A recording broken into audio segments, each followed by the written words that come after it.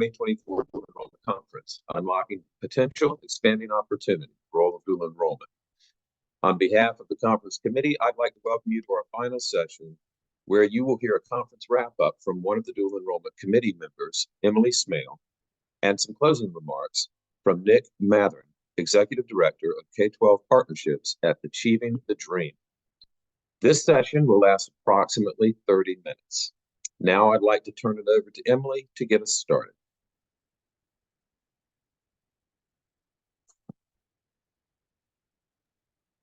All right, thank you, Isaac, and good afternoon, everyone. My name is Emily Smale. I am the Director of Research and Evaluation for the North Carolina Community College System. I'd like to thank you all for joining us over the past 2 days. We are very fortunate to have had many speakers and panelists who donated their time and expertise to this conference.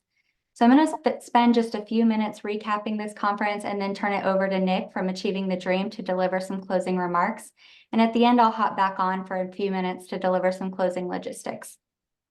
I did want to note at the beginning of this session that a few people have asked about getting contact information for other speakers or panelists.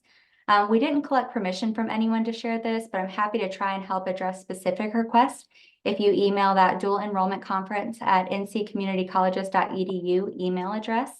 And as I'm talking, I also encourage you to place your names, titles, and contact information in the chat one more time if you're interested in connecting with others. So first, I want to recap the sessions that we had over the last few days. We had 32 sessions, not including this one, which started with Dr. Karen Stout delivering the keynote address yesterday morning. Her message described partnerships as a key tool to increasing equity in dual enrollment.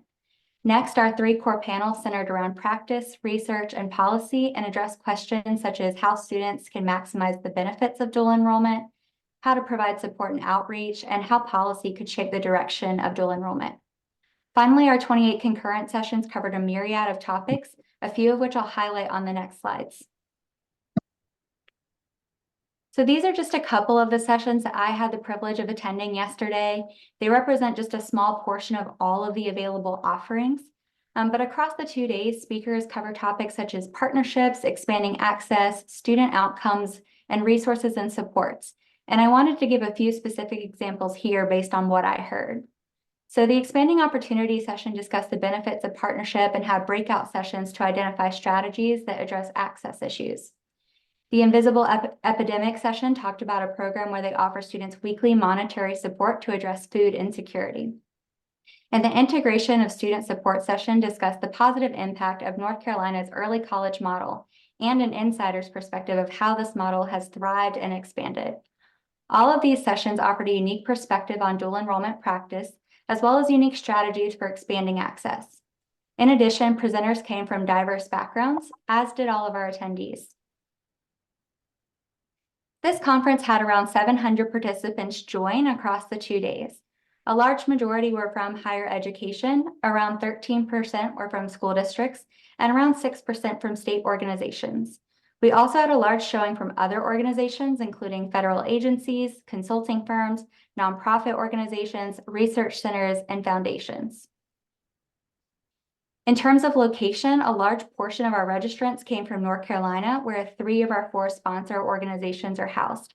However, we were very excited to see 10 or more registrations from 20 states, including a large showing from our neighbors in South Carolina and over 30 registrations from California.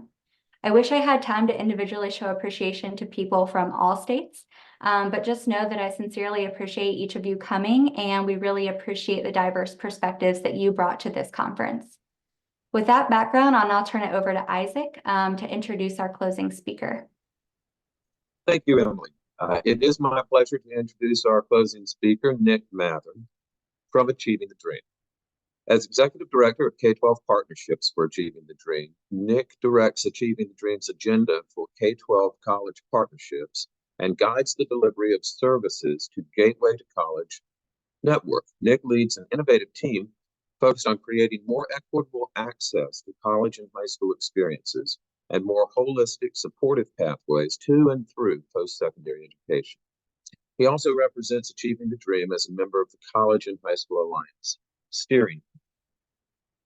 Nick joined the organization when Gateway to College National Network merged with Achieving the Dream in 2019. In multiple roles with Gateway to College National Network, he brokered agreements between colleges, school districts, and state education agencies to replicate Gateway to College programs in more than 50 communities. He developed programs for out-of-school youth, foster adjudicated and homeless youth, as well as first-generation and low-income college students. Nick also led Gateway's policies and advocacy efforts, improving pathways, funding, and appropriate accountability systems for opportunity youth to re-engage with education and achieve post-secondary success. And now I will turn it over to Nick to deliver his closing remarks. Thank you, Isaac. I appreciate that. And thank you, Emily. That was a terrific summary of the conference, and it confirms what I found this week to be a truly dynamic range of experience, expertise, and enthusiasm from all of your attendees and speakers. I want to extend another thanks to Emily and Michelle Lair and Julie Edmonds and the entire committee who have been so great to work with, and as well as their efforts to put on this terrific conference. We are in an exciting moment, and it's an exciting time to be a part of dual enrollment. There is increasingly clear momentum toward a more purposeful and powerful use of dual enrollment to reach our communities and our country's post-secondary attainment goals. For the past 2 days, we've been a part of an inspiring conference, and before you go, I want to do one more thing. I would like to recruit you. As Joel Vargas indicated in the policy panel earlier today, over the past 20 years, we've built a movement. And if you've not already made the decision that you are part of this larger movement, the time for you to sign up is now. Dual enrollment has been growing steadily for a generation, and I don't expect the growth is going to slow down soon, not unless or until we decide that it should. As multiple voices have indicated during the past 2 days, the pursuit of more dual enrollment is now being overtaken by the pursuit of more intentional dual enrollment. More intentional dual enrollment is about not only what courses students are taking, but also which students are taking them.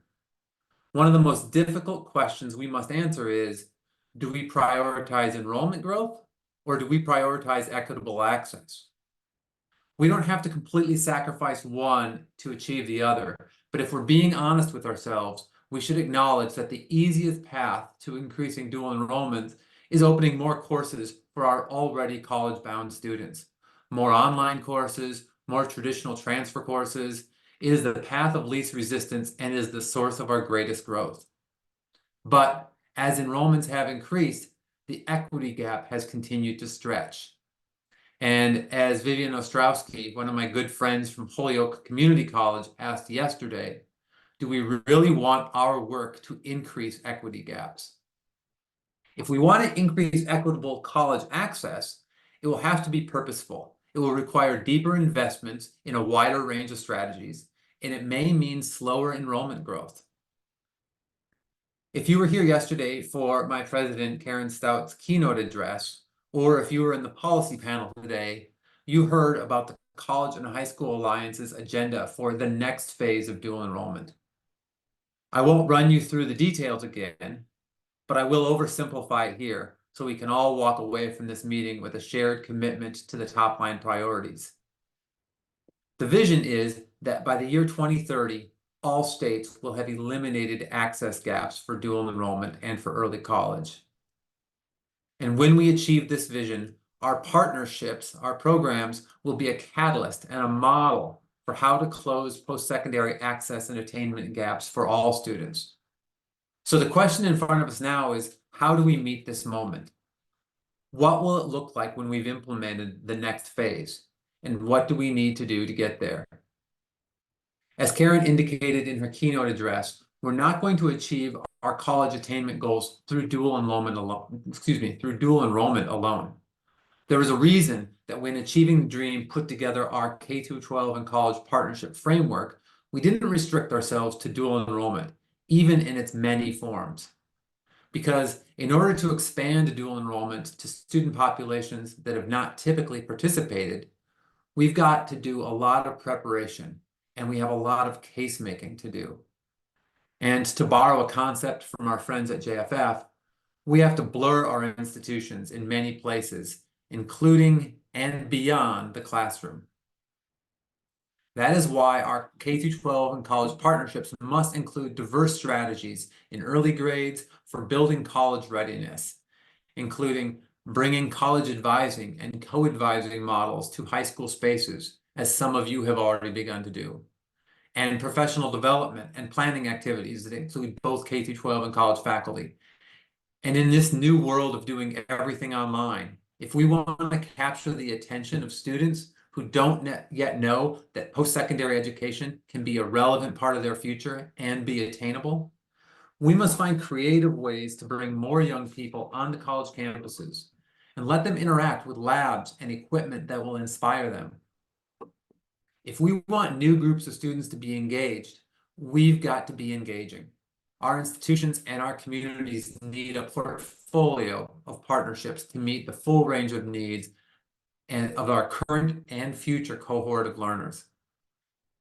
I don't say this to push anyone in this room. I offer it as an affirmation of what most of you already know and are already doing. For 2 days, we've heard from practitioners, researchers, and policymakers from around the country about work they are doing to meet our learners' needs. There is a significant amount of resources and expertise being invested in dual enrollment right now. In local communities, dual enrollment comprises a significant and growing percentage of college enrollment. This represents a huge investment in local institutions, in your colleges. And in many communities, those are public dollars paying for tuition, books, and support to make that happen. So if those are public investments, we've got to justify that. There has been a tightening focus on these courses and the value that they create for students and families. We heard this week from incredible technical experts who have figured out how to navigate the choppy waters of pathways development across multiple organizations. We heard from expert level negotiators who have managed creative articulation agreements with department heads who are not prone to creativity. And we've heard from curriculum leaders who understand that the structure and pacing for courses, especially math, are just as important as access to the college curriculum. Nationally, there are more parallel initiatives right now than I can keep track of, and many of them are working out the right balance between flexible exploration and firm guidance. I won't burden you with a whole list here, but some of them were represented in our sessions yesterday and today, including a session we had on the Community College Research Center's dual enrollment equity pathways, their DEEP model. We also heard from communities participate in the Accelerate Ed initiative.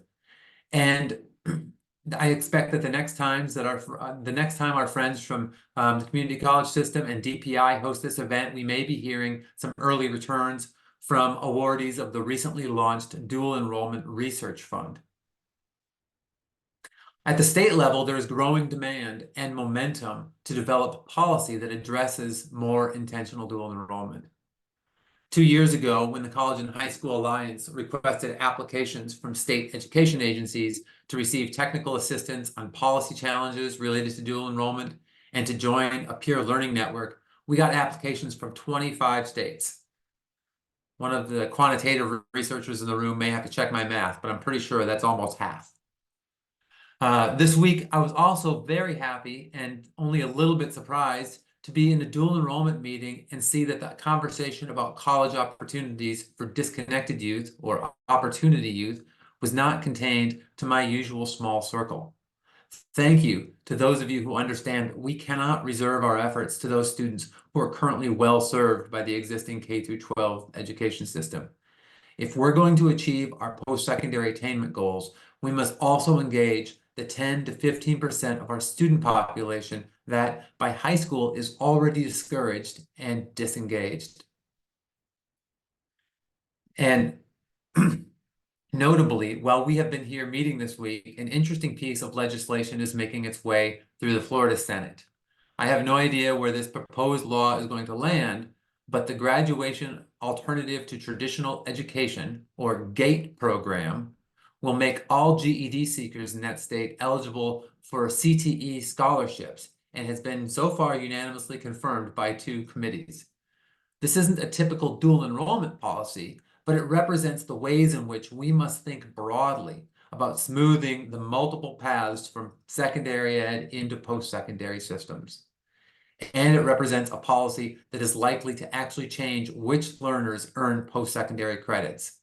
If you're in Florida, or if you're just curious and want to look this up, it's Senate Bill 7032.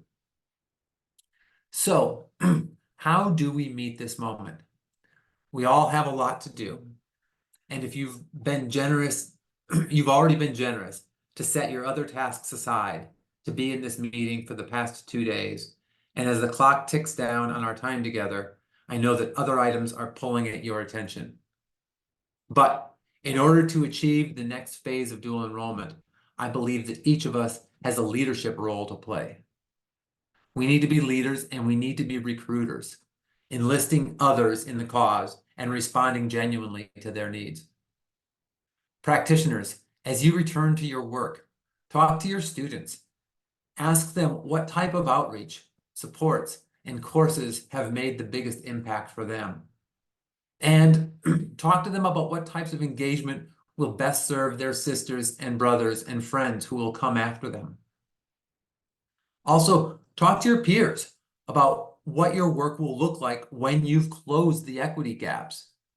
Have these conversations with folks who are across the college and K-12 divide from you, and build those relationships. And talk to those in your local nominal leadership roles in your community. Ask them what it will take for them to articulate a clear vision that aligns the mission and resources of both school districts and post-secondary partners toward your community's post-secondary attainment goals. Researchers, thank you for your contributions. We want you to use the connections with practitioners and school leaders you've made here as a guide for your future research. Let all of them be your primary audience and continue to write in a way that allows your research to be an accessible tool for their practice. Principals, superintendents, deans, vice presidents, talk to your faculty, talk to your counselors and advisors. Sit down with them individually or in small groups and ask them what stands in the way between the vision that we want to achieve and where we are today. Talk to your students and families in your community about what the value proposition for higher education looks like to them. And talk to your counterparts across the K-12 college table regularly. Enlist them in your cause and let them enlist you in theirs. I know we're all going to be very busy. We're going to have a lot of tasks on our plate the moment we close this window. But I want to ask everyone to do at least one of these things. Talk to the people in your network about something you learned here. Schedule a meeting with one of your local stakeholders. Follow up with some of the people that you've met here. Post something interesting from this conference online. I have been impressed, but not surprised, by how quickly our community has come together around the themes of this conference. I've been inspired by the excellent work shared by so many of you around the country, and I'm eager to see what the collective impact of our continued work will be. Thank you again to our hosts for putting this event together, and thank you to each of you for your work.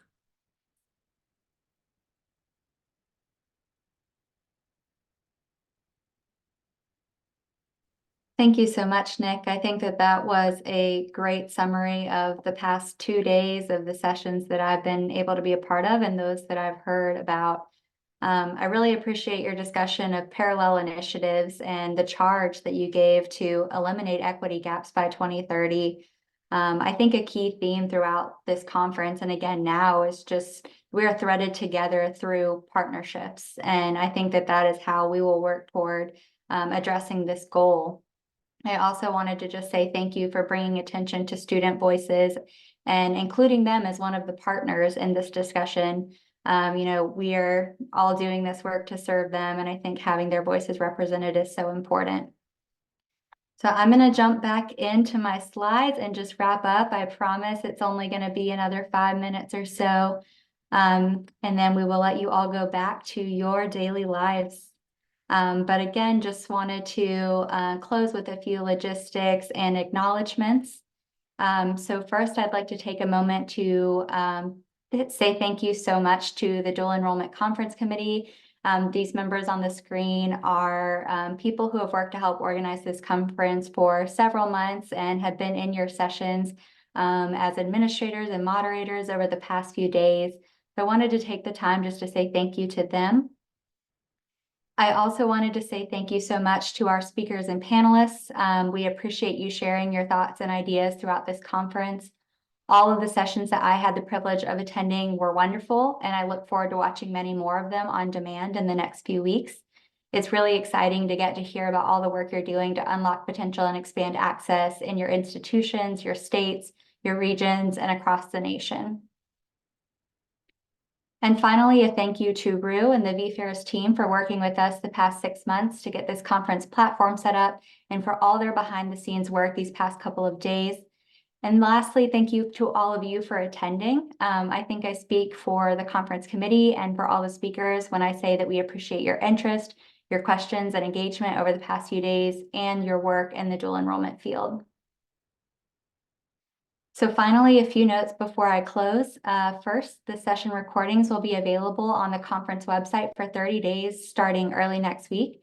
You'll just need to look for that play button on each of the session listings.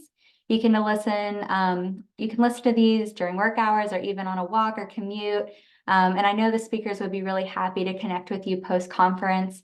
I think most of them put their information somewhere in the session, but if you're unable to find it, please feel free to reach out to me. And with their permission, I'll connect you with them.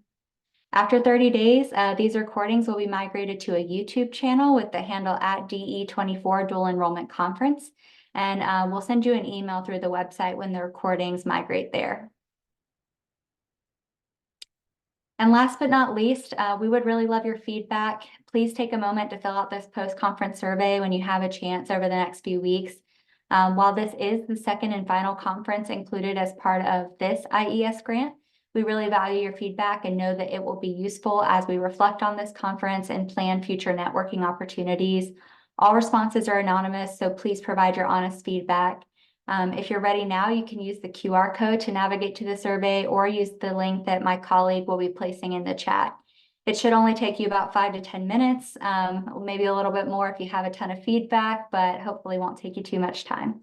And I will also be sending out this link over the next few weeks, so no worries if you don't have a chance to grab it now.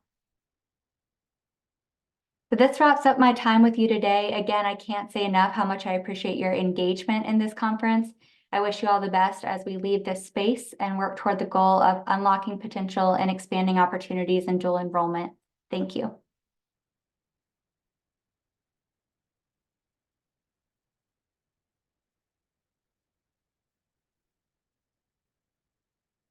I'm going to go ahead and pause the recording, and if there are any questions that come in through the chat, I'm happy to take those for another couple minutes, and then we'll officially close out this meeting. But you are all dismissed unless you have any other questions. So thank you.